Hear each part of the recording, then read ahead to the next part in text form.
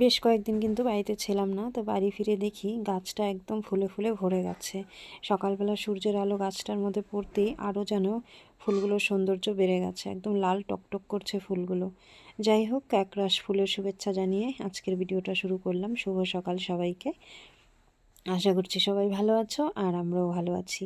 সকাল সকাল বসিয়ে দিয়েছি লাল চা আদা দিয়ে, কারণ বাড়িতে প্যান্ডেলের লোক এসছে, তো ওনারা দুধ চা খাবে না, ওনাদের জন্য চা করছি। আমরা সকালবেলা একবার খেয়েছি দুধ চা, চা হয়ে গেছে। তো সমুদ্রের পাপা আবার আগেই বাজারে গেছিলো, তো ওকে তাড়াতাড়ি করে ডাকলাম যে বাড়িতে লোক এসছে, কোথায় কোন কি প্যান্ডেল করবে আমরা তো আর অতটা বুঝতে পারি না। তো একেবারে চালের বস্তা, মাছ, দুধের প্যাকেট, বিস্কিট সব কিছু নিয়েই বাড়িতে এসেছে। তো এই যে দেখো বাজার, কয়েকদিন ছিলাম না, তো এসে দেখি সব কিছুই টান টান।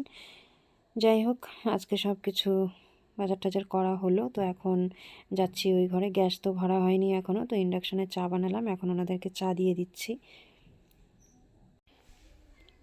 ওনারা সবাই বাড়িটা ঘুরে ঘুরে দেখছে কোন জায়গায় কতটা কি করবে, তো সেটার মাপঝোপ বুঝে তারপরেই তো টাকাটা বলবে যে কত টাকা লাগবে না লাগবে।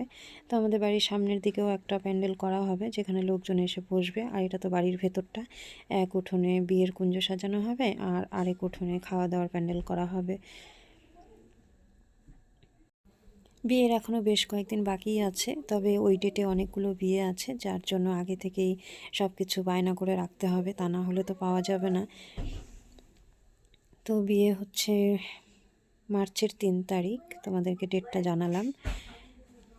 ওনাদেরকে চা দেওয়া হয়ে গেছে, এখন এই যে আমি আর সমুদ্র ঠাম্মি চা নিয়ে বসেছি, সমুদ্রের পিসিও বসেছে। লাল চা, তো লাল চাটা ঠান্ডার দিনে বেশ ভালোই লাগে, তবে আমি খুব একটা বেশি পছন্দ করি না, কিন্তু বেশি হয়েছে সেজন্য খাচ্ছি।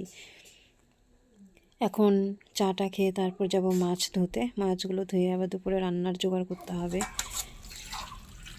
চলে এলাম চা খেয়ে মাছ ধোয়ার জন্য। মাছ মাংস এসব ভালো মতো খুঁটে খুঁটে না ধুলে একদমই ভালো লাগে না।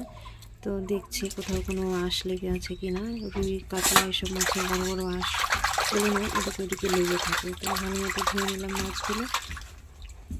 এখন রান্নাঘরে চলে এলাম, আর এই যে এদিকে মাছ ধুতে ধুতে আমার ভাতও কিন্তু উঠে যাচ্ছে। এখন মশলা বাটবো, তো তার আগে মাছগুলোকে নুন হলুদ মাখিয়ে রেখে দিলাম।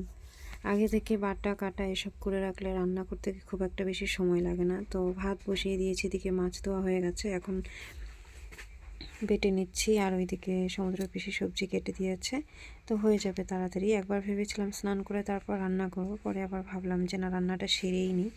মাছ মাংস এসব রান্না করে তারপরে স্নান করলে শরীরটাও ফ্রেশ লাগে। তো মাছগুলো ভাজতে দিয়ে দিলাম।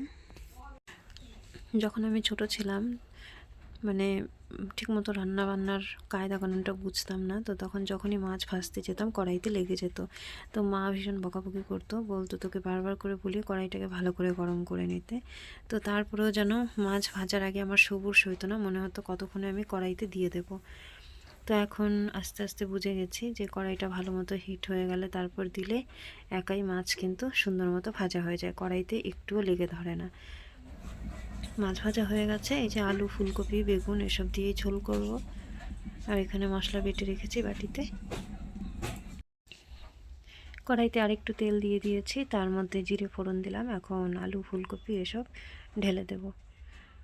তো ফুলকপি, আলু এগুলোকে আলাদা আলাদা করে একটু লাল লাল করে ভেজে তুলে নিলে ভালো হয়, তবে অতটা সময় নেই হাতে, সেই জন্য যতটা তাড়াতাড়ি পারছি করে নিচ্ছি। আমাদের ক্ষেত থেকে এই যে ধনেপাতা তুলে নিয়ে এসেছে সমুদ্রের পিসি, তো ধনেপাতাটাকে কেটে ধুয়ে রেখে দিয়েছি, নামানোর আগে দিয়ে দিব। আর এগুলো আমাদের ক্ষেতেরই সর্ষে শাক, এগুলোর ঝোল হবে। সর্ষে শাকের একটা উটকো গন্ধ থাকে, তো একটু লবণ দিয়ে কচলে চিপে রসটা ফেলে দিলে গন্ধটা কিন্তু খুব একটা বেশি থাকে না। তো মাছের ঝোল হয়ে গেলে তারপর আলু ফুলকপি দিয়ে একটা শুকনো শুকনো তরকারি করব, আর শাকের ঝোল করব। ব্যাস, আজকে এই রান্নাবান্না।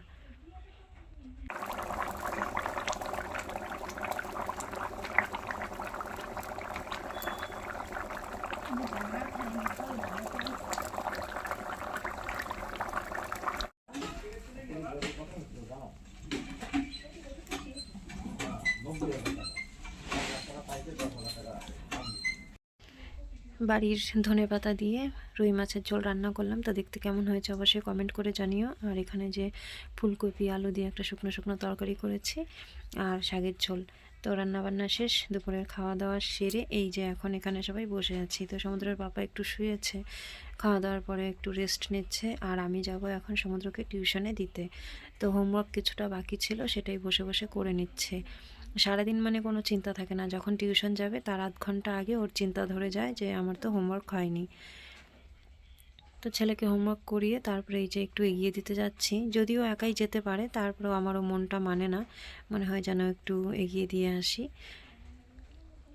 তো চলো, আমার আজকের ভিডিওটা যদি ভালো লাগে তাহলে অবশ্যই একটা লাইক করে দিও, কমেন্ট করো, আর আমার চ্যানেলটা সাবস্ক্রাইব করে আমার পাশে থেকো। যারা অলরেডি আমার চ্যানেলটা সাবস্ক্রাইব করেছো তাদেরকে অনেক অনেক ধন্যবাদ। এভাবেই আমার পাশে থেকো, আমাকে এগিয়ে যেতে সহযোগিতা করো। আজকে এ পর্যন্তই, সবাই ভালো থেকো, সুস্থ থেকো, দেখা হবে পরের ভিডিওতে।